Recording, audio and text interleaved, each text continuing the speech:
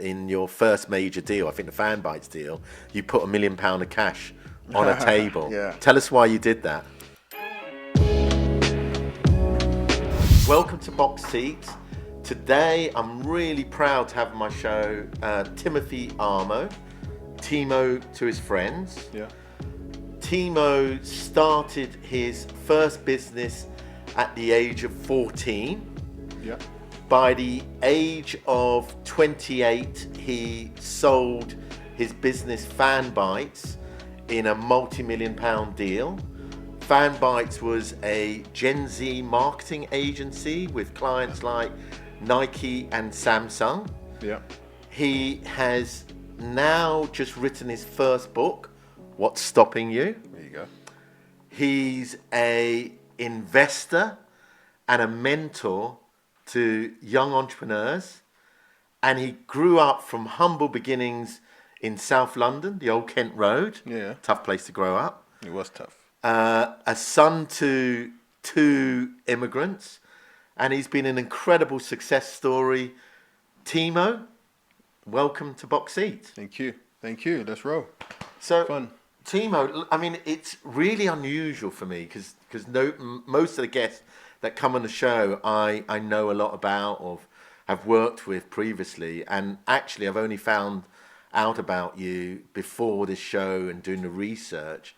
And what I'd really like you to talk about is just your beginnings, just from the very beginning. You know, who was Timo's parents? Where did they come from? Yeah. What was your early life like? All the way up to Fanbytes. Yeah, I mean, my early life was interesting. It was like somewhat unconventional. My parents are from Ghana. So they, as you mentioned, there were two immigrants. My mum is a British citizen. My dad was a Ghanaian. They married basically through immigration purposes. And I came into the world on the 8th of October, 94. And basically because I was kind of unplanned. It was your birthday recently. It was my birthday recently. Because I was unplanned, I got sent to live in Ghana with my grandmother. So I lived there for 10 years, and then I came back to Southeast London to live with my dad. I think we're saying Tough place to live. I'm from Southeast London. Where were you in Southeast London? I started off when we came back. I was born in Lambeth. I lived in Malaysia when I was younger, similar to you. My dad was Malaysian, my mum was Irish, and I came back to Charlton. Okay. I lived in That's like deep south. Yeah, with unfortunately my parents split up, and my single mum had a council flat in Charlton, and we grew up from there. And eventually, I guess my parents did better, and we moved to Blackheath. But it was a tough upbringing in Charlton initially. Yeah, I mean, not as tough as the old Kent Road though. Yeah, I think especially also during, what was that, the early 2000s, that was like the height of the beef between like Peckham, Brixton, Old Kent Road, which is so stupid. But basically, like during that time, it was just a very tough time because that was when everyone was trying to become a bad man, right? Yeah. And luckily for me, I'm really thankful for those 10 years that I spent in Ghana. Even though at that point I didn't like it because I wasn't with my parents or anything like that, I'm really thankful for that. I think that it gave me a lot of perspective to basically go and say, right, all right, you're now here. Make sure that you make the most of it. And when a lot of people were out just trying to, I don't know, make albums or like kill other people, my whole vibe was, all right, cool. I've got this opportunity. I've got to make it work. There was a bit of a period where I wanted to be like part of the Mandem, basically. And then I remember this story. I've actually told this story before. I remember when like one of the main guys basically took me aside when we're preparing to go out. So for those who don't know, there's basically like a very odd term. It's called riding out. And riding out. Never heard of it. Yeah. There's no reason for you to. Yeah. Riding out is basically where like you and a bunch of guys, you get on bikes and you like ride out to the ends. So you ride out to like I don't even know how to say this in the best way. Like you ride out to the ops. So Right. if you are from Brixton, you take a bike and you ride to Peckham and you try and basically harm someone or whatever. Wow. And so for once, like the first ever time, I thought, yeah, let me do it because I wanted to feel included. Exactly. And then I remember one of the guys basically like took me aside and basically was like, "Yo, this life ain't for you. Like, you're a smart person." I think at that point I just went, "Yeah, what the heck? Like, what am I doing?" Yeah. And so that then really began my love affair with like building companies and entrepreneurship because at that time I said, right, I'm smart. I don't need to do this. I was around 13 then.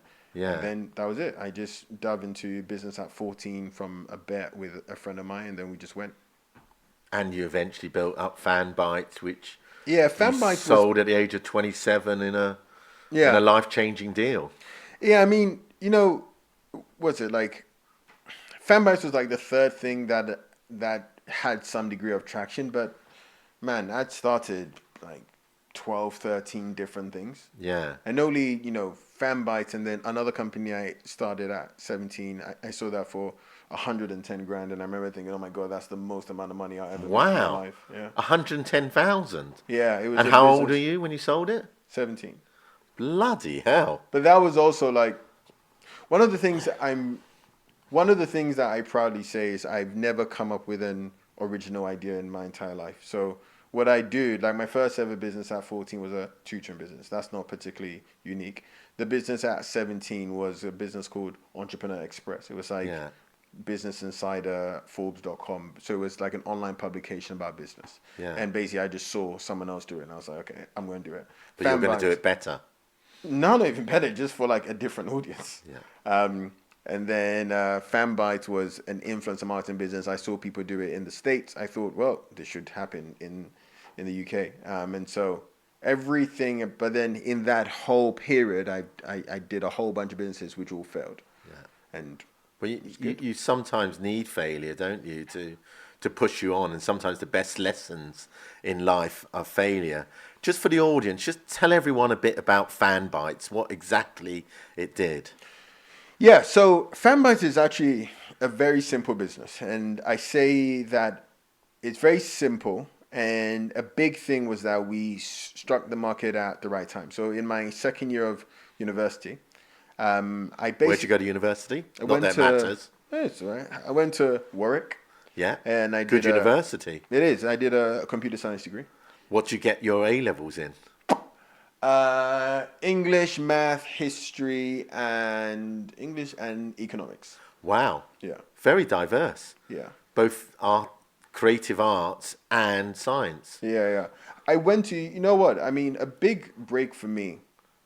And I think for a lot of your audience, if they look back at their lives, they will realize that there are some seemingly insignificant things that happen in their lives that they ended up really molding them. And for me, a big thing was I managed to get a scholarship to a sixth form boarding school. Which one? A school called Christ Hospital. Oh, I've heard of it. Don't you wear a very fancy uniform? Yeah, like we've got to bring Harry up the Potter. picture of this because the uniform is hilarious. I think it's almost like a choir boy uniform. Yeah. Like it's like a gown that you wear. A skirt, isn't it? No, I won't go as far as call it a skirt. The bad boy image is going to get ruined here, by the way. It's okay. I think I call it skirt when I last looked. I think it's more like a quilt. Okay. Or something like that. A kilt. A kilt, yeah. kilt. Yeah. Yeah, so I got a scholarship to that school when I was 16.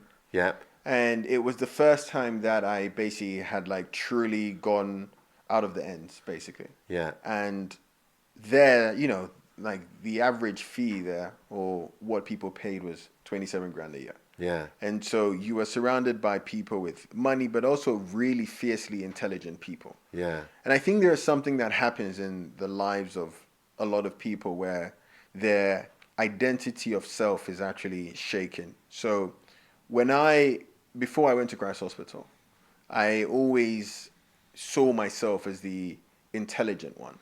And I was eventually maybe going to do investment banking or consulting, etc. And then I went into Christ Hospital and I met like real geniuses, like really smart people. And at that point, I thought, all right, cool. I got to learn how to play a different game. So the different game I started to really hone in was business, and that's why I then started that company at 17. It's weird though, because I totally agree with you, because sometimes you imitate your role models, don't you?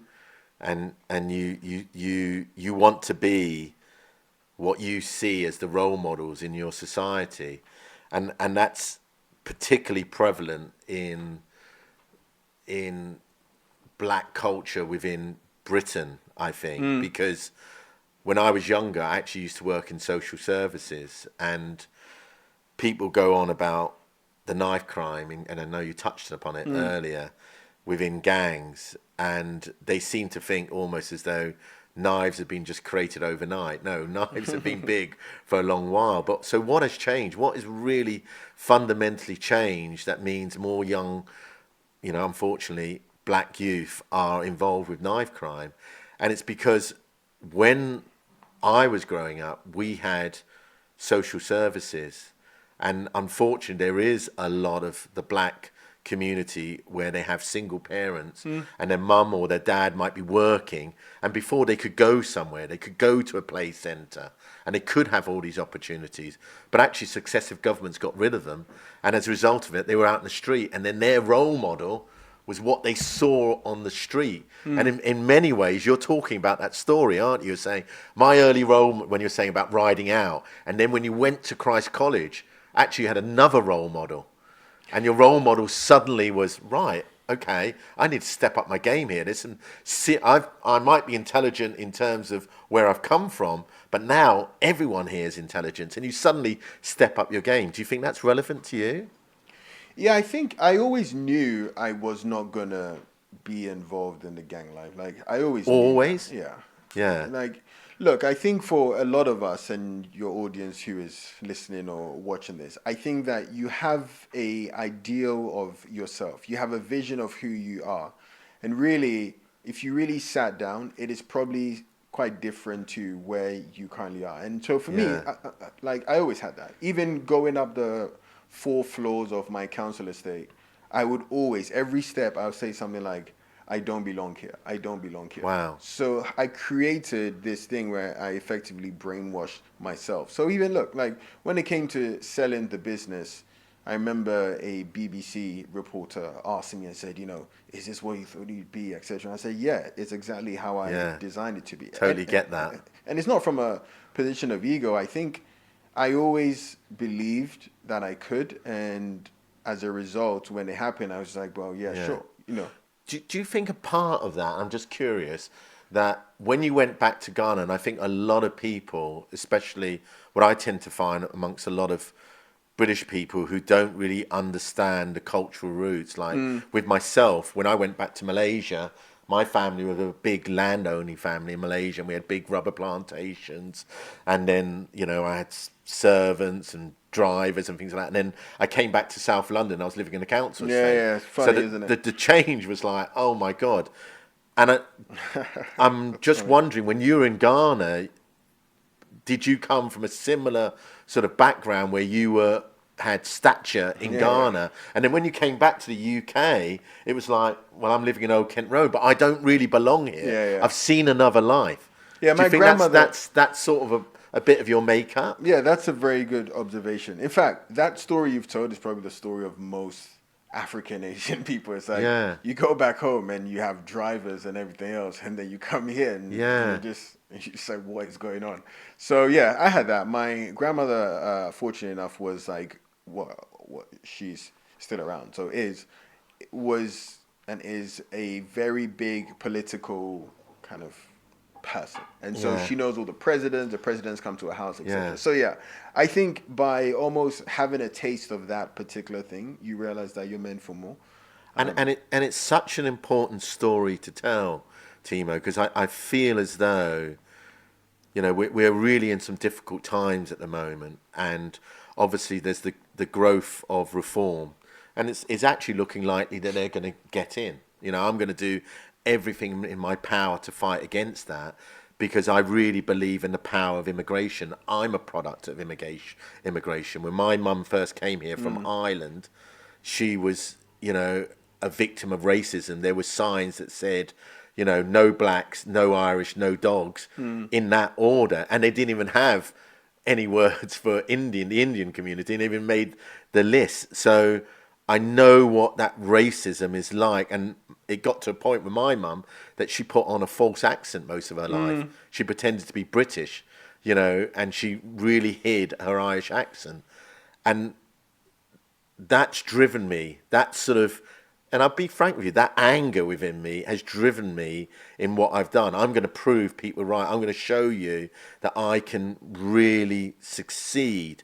Do you see that in yourself? Is there because I think the British community want to portray the immigrants that come to this country as though we've never had anything. Well, hold on. Like yourself, when I lived in Malaysia, we were really wealthy.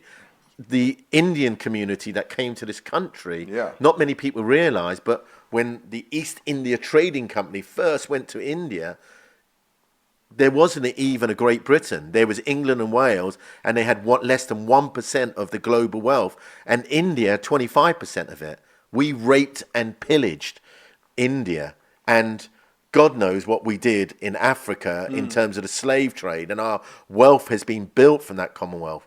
But yet, now we love to label immigrants as though we've come to this country, or our parents came to this country, because they wanted a better life. Yes, they wanted a better life, but they were also invited here, and many of them come from great cultural backgrounds. Yeah. Do you have that sort of same identity and that same sort of feeling? And I'm interested because these are really strong times. We are about to have a government come in this country which is literally standing on an anti-immigration stance. They might want to pretend they're not, but they are. So this is one of those things that I almost don't think about a lot. And I got asked this question a while ago where someone said, how do you feel as a black entrepreneur in, the tech industry, etc.? And I said something which surprised them a bit, which is I don't see myself as a black entrepreneur. I just see myself yourself as an entrepreneur. So I think the thing that I feel very strongly about is actually the fact that the more entrepreneurs from what I guess are just working class backgrounds in general, the more of us that we can show, the more we can put on, the more that we can publicize, the more I think people can just appreciate the fact that we're not who you think we are. We're not just here to, whatever, take the welfare, take all that stuff. Because that is true. Like, I've had people come up to me, and this is actually very weird. I've never said this before, but I've had dozens of people come up to me and basically say some variation of like, wow, you're not like all of them. No. And I remember thinking, like... but he's actually been honest, because a lot of people think like that. You're not like all of them. The worst one they give you is, oh, you speak so well. Yeah. Which is the most condescending. Thing. Yeah. So, or where are you really from? Yeah. So that's why, when people ask me, I'm just saying, look, I'm from Ghana. And I'm from Lambeth, mate. But yeah, so... that for me is the most important thing. And even, we've spent a lot of time building up my social audience and telling my story. And a big reason is because very early on in my career, or very early on in my life, I didn't have enough people who looked like me who were doing business. I remember actually when I was younger, there was a website I'd read every single day. You become your role models. Yeah, there was a website I'd read every day. It was called retireat21.com. Yeah. And every story, I'd read every single story about these people. How ridiculous, by the way, Retired 21. What an empty life. And, it was people who were building online businesses, etc. I used to think, man, it's so insane. It's so cool. Funny enough, I've now become friends with so many of the people on there. And the funny thing is, none of them were black. They were all white or something else. And so for me now, what I find amazing is where's people like myself or Dean Forbes or Eugene or Mel or Patricia, I'm like, wow, this is so cool. Yeah. This is so cool that now people can see us and also execute on the businesses we've done. Like Yeah. Fanbytes was not a difficult business. Yeah. Or rather, let me change it. Fanbytes was not a complex business. It was very simple. Brands came to us. We had a platform and an agency which helped them to run influencer campaigns, and they paid us for that service, and that was it. But let's be absolutely honest, because I was involved in that sort of sportswear world. I've been involved in consumer brands, and there is an element of we want some of that black coolness. Let's go. Let's go and buy some of that black coolness. Yeah. So let's not beat around the bush, because I've got a few different stories to tell it. And it was weird for me because in 1977, my school was on the border of Lewisham and Blackheath, and I was living in Blackheath, and it was a good school. St. Joseph Academy. It was a really good school. It's actually a terrible school now, but it was a really good school. And the National Front walked through Lewisham. This is way before you were born, in 1977. And there was massive riots. There was a riot between the socialist Labour supporters and the far right. And literally there was a running battle. And within my own school, we had these mini riots between black and white people, because half of our school was black and half was white. And that's why I've got so many black friends. I thought that was just normal. Black and white were all together. And I was sort of in between, sort of getting beaten up by both. I was neither black nor white. And yet I never thought we would go back to those days. And now I'm seeing the rise of the English Defence League and what they stand for. And I've had a few recent things happen to me which has really opened my eyes. And they might sound like nothing, but I really started to realise it because a lot of people think I'm white, because I'm half Irish, and so I went on the Afro-Caribbean, the British Afro-Caribbean Gulf Society tour to Turkey. Me and my mate were the only white guys, which is great. All my mates, they're my mates from Birmingham. And we were in Turkey and we were staying in this hotel. And my friends were literally the only black golfers in there. And I was appalled, because every time we walked into a golf club, which is very much a white domain, right? And people just don't see it. Everyone turned around, almost with the viewpoint of, what are they doing here? This is our world. Because we all want to label and pretend that we're not racist. But I could see that racism, and I got really angry about it. I was saying to the other guy, why are these guys looking? What are they looking at? They went, oh, we're just used to that. We're used to that. And for me, it really opened my eyes. It was quite shocking. And I'll tell you another story that I've never told anyone, and it was with Box Park.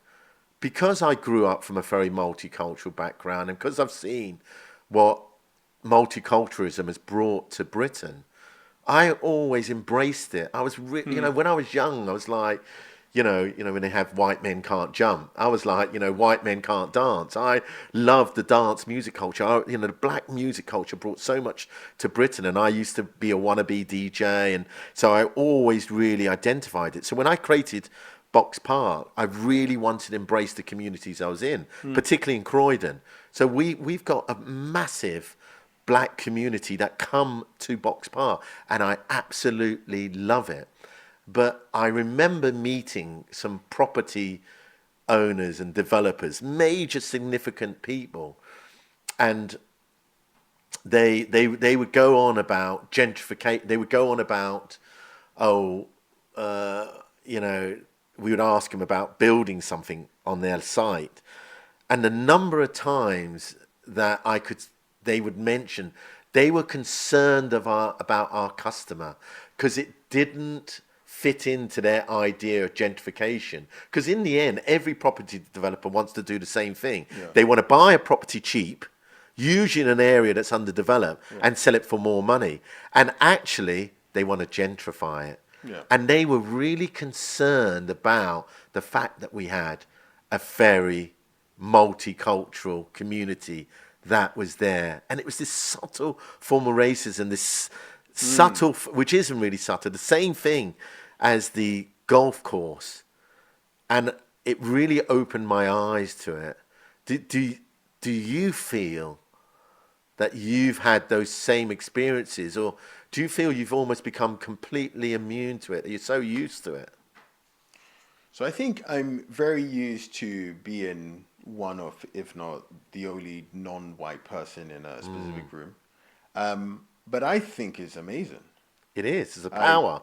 I think it's a superpower. Like the number of times, like I know very candidly two things. One, I know very candidly that like during Fanbytes, there were certain brands that worked with us because myself and my co-founders were black. Totally. I know this. 100%. And I'm like, yeah. They wanted to buy Black Cool. Yeah. I said, it's the coolest community out there. Yeah. I said, cool, fine. I'll take your money. That's great. Yeah. And then, but also, I think there is also something to be said for if you are different, you stand out, you're more memorable. And it's this may sound very, very off, but like, especially when I was in the world of like raising money and fundraising, etc. There's almost, but I found it amazing because there's almost an expectation. There's almost an expectation if you're black that you don't know that much about the VC world or the world of finance. Yeah, in the world of finance. Totally. And so as a result, if you actually just show that you know a lot, it's almost like you're placed on such a pedestal that you go, wow, he knows all of this. He must be some special genius. But really what you know are just the fundamentals. And so I always use that to my advantage. Like so many times, whether I was fundraising or whatever, I made sure I came well prepared because I just knew that that would put me above a lot of people. I mean, to be honest, man, like this is probably advice, whether you're black or you're a woman or it's like a different religion. What you tend to find, which is very, very powerful, is that you can just be above average and you'll be deemed as excellent. Yeah. Because almost like the bar for what people think is so low. Yeah. So now imagine if you were excellent, then you're just seen as, you know, just some deity. And I'd always play into that. So I've never shied away from my blackness. I love wearing jewelry. I love wearing these like wide leg pants. I love wearing baseball caps. Dressing cool. I've never ever shied away from the Patek. Sorry. Patek. Who the heck is Patek? Come on, I don't know the lingo. I've got an Apple Watch. But come on, Roger. I'm not down with the lingo. Sorry. You gotta know what Patek I've got my M&S on. All right. Anyway. I'm not Gen Z. But yeah, so I've never shied away from it. I've always found it a competitive edge, and I've absolutely loved it every single time. And I think just generally as a lesson for people who are listening, like really take advantage of like your whether it's your inexperience or you being a minority, etc. Like see it as a superpower because it truly actually is. And it goes back to what you said earlier, and that's why I wanted to examine it. It's you need to challenge yourself. So when you took that leap and you got your scholarship to Christ College, suddenly your bar was higher. And with myself, every time I met somebody that was really successful, I would say to myself, I could do that. Why couldn't I do that? And your bar suddenly becomes higher. So challenge yourself. Let's now move on to your book, What's Stopping You? And, you know, speak to us about the lessons that you're trying to impart in that book to young entrepreneurs. So I think you spoke about 11 cheat codes or... Yeah. So, I mean, one question that you asked, which I didn't actually answer, was what exactly was Fanbytes? And because a lot of Fanbytes was actually the reason why I was then able to write this book, right? So just for quick context, so Fanbytes, I started at 21 with two friends. We grew to a company of 80 people in about 5 years and working with all these brands, Nike, Samsung, the UK government, McDonald's, all of these brands. I love the UK government one, by the way. Love that. And helping them to reach like a Gen Z audience. But that journey from basically like 0 to 80, like 8 figures in revenue, sold the business, blah, blah, blah. Like that whole period was the most stressful and intense period. And the reason why was because The actual business itself was not actually hard. The biggest thing was almost getting out of my own way. And if you think about it, at 21, you're put into this world of investors and customers and shareholders, etc. And you're thinking, what the heck am I doing here? And so managing my psychology is a big thing. So the book, What's Stopping You, is basically almost like a gift to my younger self, the younger self who was struggling a lot with like self-doubt and insecurity, and is he ever gonna achieve the thing that he wants? And it's sharing these 11 what we call cheat codes. So 11 cheat codes about how to live your life in a way that would help you to get to your end goal faster. And that's why it's called cheat codes. Because when I looked, when I looked you up, it really has described you as the archetypal young entrepreneur. You know, Yeah. the shining example, and also a role model for the UK black community. So speak to us about some of those cheat codes. Yeah, I Tell our mean, viewers about some of them. yeah, I mean, so my two personal favorites, in fact, cheat code one is, I'm getting to all 11, by the way. Sure. Seriously, but do you start with your two favourites? so my two personal favorites are, cheat code one is, we are the stories that we tell ourselves. 100%. And, you know, this book is, half of it is like a business book, and then half of it is like a psychology book. So the first part, we are the stories that we tell ourselves, is growing up from where I grew up, I had to really work to almost rewire the stories that I told myself and keep believing and almost brainwashing myself to say, look, like, the people that you look at are no different to you. The people that you aspire to are no different to you, and you can actually do it. Yeah. And so I would constantly tell myself these positive stories. I mean, one very powerful story is, because of where I lived, I wasn't around anything like luxury or opulent. And so what I would do, twice every single week, I will go to a hotel. Actually, it's near here, I guess, Claridge's.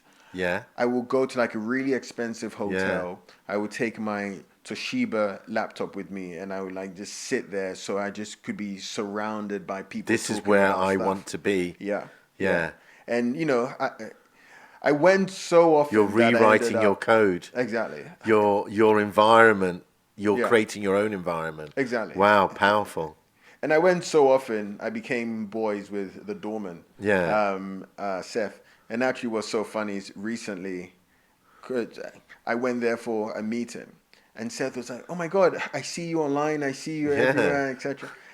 So that was cool. So when you were at Claridge's and you went back recently, did you buy anything? And when you went before, did you buy anything? When I went before, I didn't buy anything.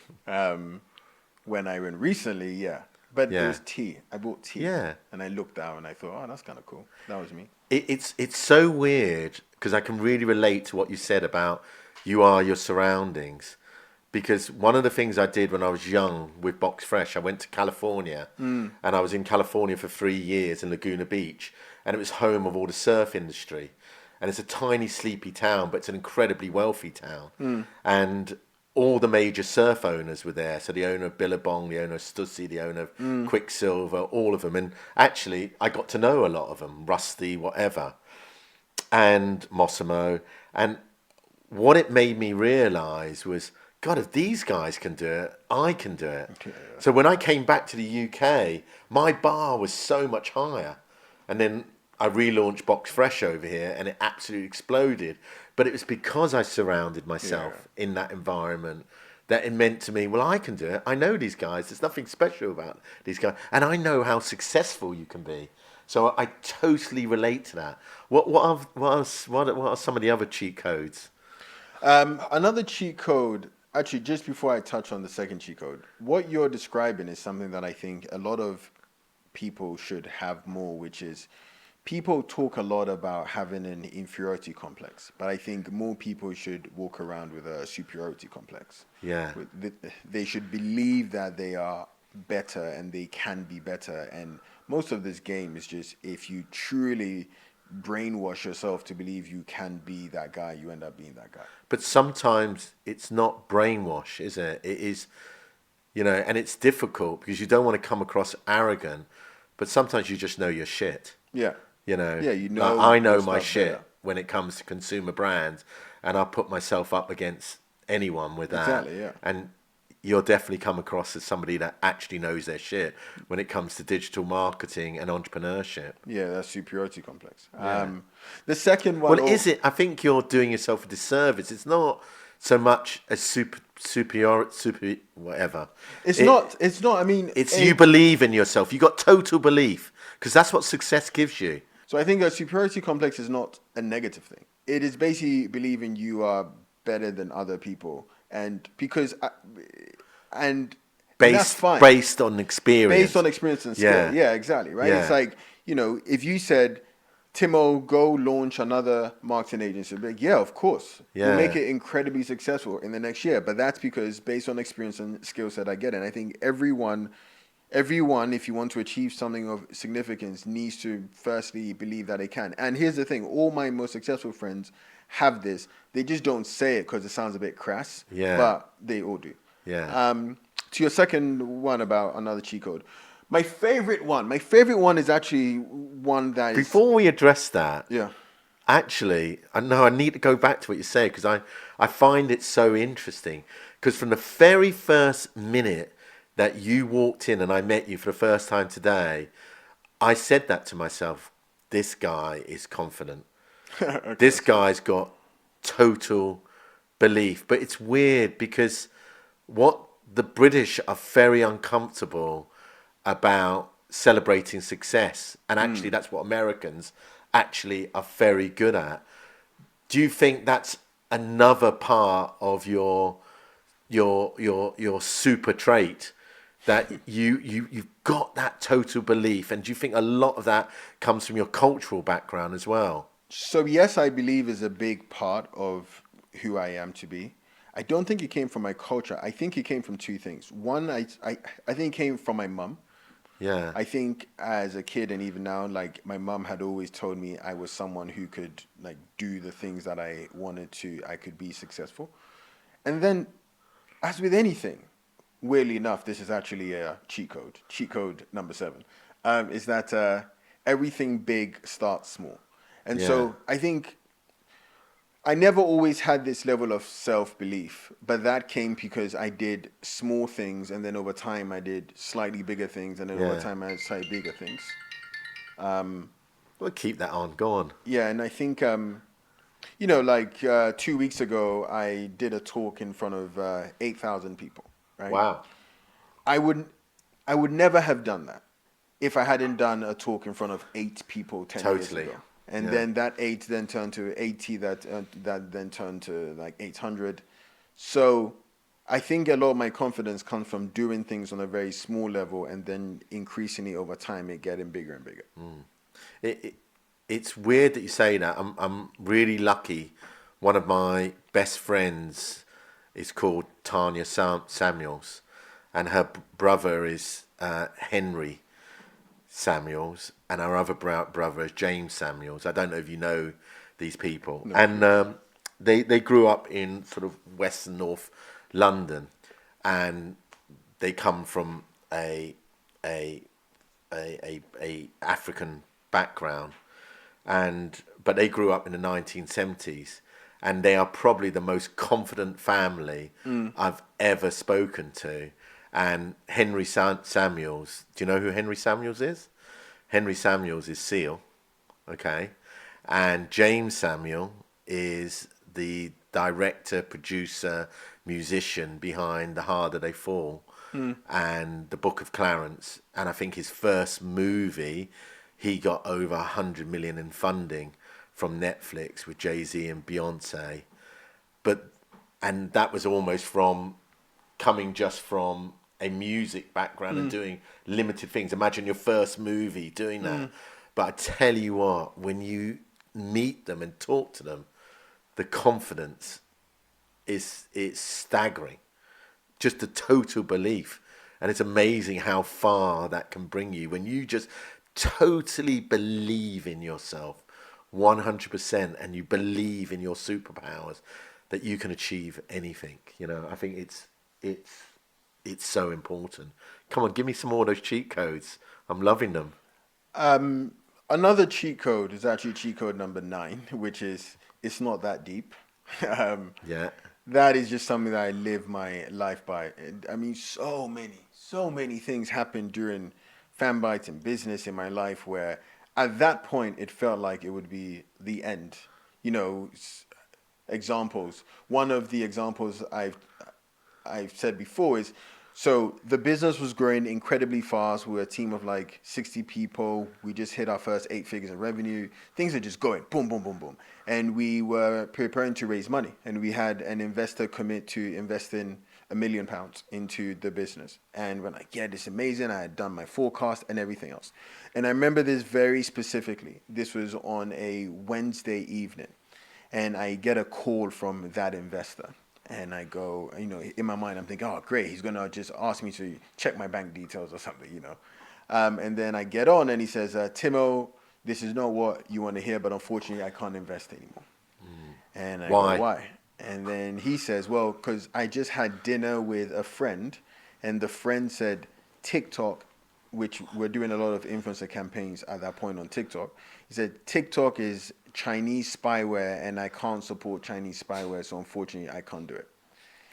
And What a load of bull. I remember just my first thought was like, how the hell do you even come back from that? And then my second thought was, it's just not that deep. Because You're at so some point right. we'll find some other money from somewhere else. One of my best employees, in fact, there was a month where our best employees all left to join a competitor, and my Yeah. co-founder was like, oh my God, what's going on? And I just said, it's not that deep. Like, we'll find other people, we'll Yeah. find better people. So if you even zoom out from a business setting and just from a life setting here, like a lot of bad things would happen. Like, I mean, we can even keep it very personal. My dad passed away when I was 21, right? Yeah. And at that point, it was like, That's oh, tough. my entire life is just crumbling, etc. But the truth is, even though it's a passing, you go, all right, well, this too shall pass, which is basically some variation of Yeah. it's not that deep. Like this Yeah. too shall pass, and when it does, it would make something of you. So in some weird way, my dad passed 2 years before that. My co-founder's dad had passed. So we're these two 21, 20-year-old Ghanaian kids with both our dad that passed away, and that level of just hunger and drive that it gave us for us to win. I go, yeah, this too shall pass, but we just made sure that it actually meant something, and we weren't just passive people. That bonded you. Yeah. Yeah. It's weird. I mean, I sort of grew up without my dad. So, I mean, you've always got other people that maybe had a more difficult circumstance Yeah. or different circumstance. And it's weird for me. My younger self used to look at adversity in a really bad way. And I mean, I'm not saying it as coolly as you are with it's not so deep, but my attitude now is actually my greatest creations came from my biggest adversities. With Box Park, it was originally a venue for retailing streetwear and sportswear. And it was in the streetwear and sportswear that did well. We lost over half our tenants after the Olympics. It was when, because of that, we really went into going into raising the traffic, doing all the digital marketing, all the innovations came from that period because we had to drive the traffic. Yeah. And then we spun off into food and we went into street food. And then we heard that we were going to be losing the license unless I took it over. And then we went into running all the drinks. And from there, we never looked back. But all of the greatest innovations came from the biggest problems. So I don't look like yourself as problems in a negative way. I think if I'm solving a business problem, that's creating an opportunity that somebody else isn't doing. So I think that's a brilliant 100%. piece of advice. Come on, more cheat codes. One of the more interesting cheat codes to your audience would be naivety is your superpower. So you not knowing about the thing. When we were running Fanbytes, for example, I remember our first big deal we had was the government paying us up in I think was it 50 grand? No, it was about 100 grand for a campaign. And I remember they asked us to raise a PO and all of that. I'm like, what the heck is this? What are you even saying? Purchase order. Right? What are you even saying? And we had to Google it, and we had to do all of that stuff. Or even when people were asking us, well, how do you price your services? And we came into the market with this thing with a cost per view model. So all our competitors were doing, say, a cost per influencer model. And we came in with a cost per view model because we just thought, well, if you're paying You're for relating views, its performance. yeah, right, duh. And I remember in the industry, it was like, whoa, what the heck, cost per view? It's like, well, because we didn't know any better. Yeah. We just then assumed the thing that was common sense. And for a lot of your audience who maybe are trying to like start a business, they're trying to do something and they say, I don't know enough. And I would say that the inverse is true. It's because you don't know the rules is the reason why you're going to end up winning. And Because so, you're going to break the rules.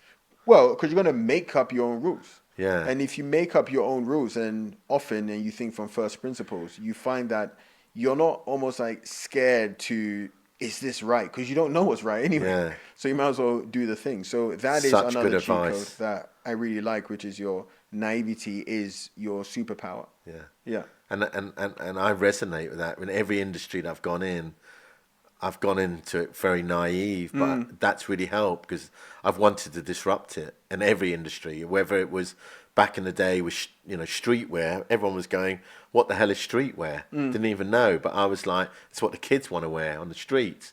And then suddenly, now streetwear is the new designer wear. You know. Yeah. Or with Box Park, it was like, well, why can't I build a container mall? Why does it need to be a physical building? Or now with Box Fun, well, why are people not investing in young British entrepreneurs that are doing consumer brands? Why can't we make money and also be a force for good? Yeah. Some more cheat codes. Okay, so we've got, it's not that deep. We have the stories we tell ourselves. We've got, one of the big ones is, and it was heavy influenced by Stoicism principles, is cheat code number 6, which is ego really is the enemy. Oh, yeah. When you get started in business and you're starting to see success, you can easily buy into your own bullshit. And you can believe that you are the God's gift. And most importantly, you believe that you should be the person who comes up with both the questions and also the answers. And, I was a 21, 23, 25-year-old. The business is growing. I'm getting all this, brand value and press and people talking about how great Fanbytes is. So you believe that you are the one who's the best. But Totally. But then over time, what you come to find out is like that's just your ego talking. And what you need to do as a leader is that you need to build a team around you that you're actually elevating. And this is not just a business principle. I think it's very easy to get high off your own supply when you are doing anything good because you think, wow, that means I'm the guy, right? Like You're successful. Yeah, the number of people I've seen where they get successful at something and then everything, like the entire world is a success they had like 20 years ago. And because they can't have the ability to almost shirk from that and start again. And being able to start again, this is again, not even in a business setting. Let's say you work in a job and you are growing very fast in that job. You've been a director, etc. But you want to start that business. You want to go do something else, but your ego and identity is wrapped in being that previous person. So years pass by and you don't do the thing because your ego is stopping you from doing the thing. I call that doing a Neymar. Doing a Neymar, yeah. Or doing a Kanye. Yeah. It's so weird because it's really interesting talking to you because you're from a different generation and I'm expressing it in a different way, but in many ways it's a similar story. I often talk about there's only 3 reasons to be in business. And actually, I'd like to ask you that question. What are the 3, then, because there is no right or wrong, what do you believe are the 3 fundamental reasons why people are in business? I think I actually watched a video of you talking about that. Oh, so you know what I'm going to say. So my opinion is quite biased, and it's going to be based on me. So one is I do believe that you get into business to make money. 100%. I And there's believe. nothing wrong with that. Oh, mate, I am a die-hard capitalist, and I truly believe that people should enjoy the making of money as long as it's done in like a ethical way and you're generally solving a problem. Like, make as much money as you can. Because sometimes it's not the making the money, it's what you then do with the money that matters. So let's look Exactly. at Bill Gates, Yeah. because he really is doing some good. I don't care what anyone says. He's doing a lot of Yeah, good. and that's actually the second reason, which is using it as a vehicle for some greater impact. And I don't believe impact has to be a. I have a different view on impact. I don't believe your impact has to be like some kind of a social impact. I believe you can have impact in terms of, you know, I want the Being a role money. model.